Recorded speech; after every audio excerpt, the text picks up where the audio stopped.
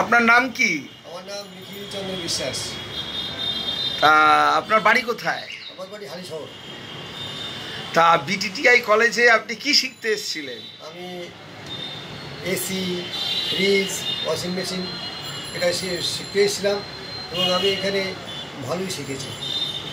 তা ট্রেনিং চলাকালীন কোনো অসুবিধা হয়নি? না, কোনো অসুবিধা হয়নি এবং থিওরিটিক্যাল ক্লাস, প্র্যাকটিক্যাল ক্লাসগুলো খুব ভালো হয়েছে এবং স্যারেরা যতবারই জিজ্ঞেস করেছি ততবারই উনি উত্তর দিয়েছেন বা জিনিসটা ভালো করে শিখিয়েছেন। Very good. যাই হোক, আপনি এই বয়সে শিখতে এসছেন। হ্যাঁ, আমার এটা শেখার শখ ছিল যে আমি এটা শিখবো, আমি জানবো।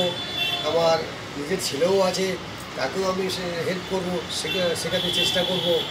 এবং আমার দীর্ঘদিনের একটা টেকনিক্যাল কিছু করার ইচ্ছা ছিল, সেই ইচ্ছাটা পূরণের জন্য আমি এখানে এসেছিলাম।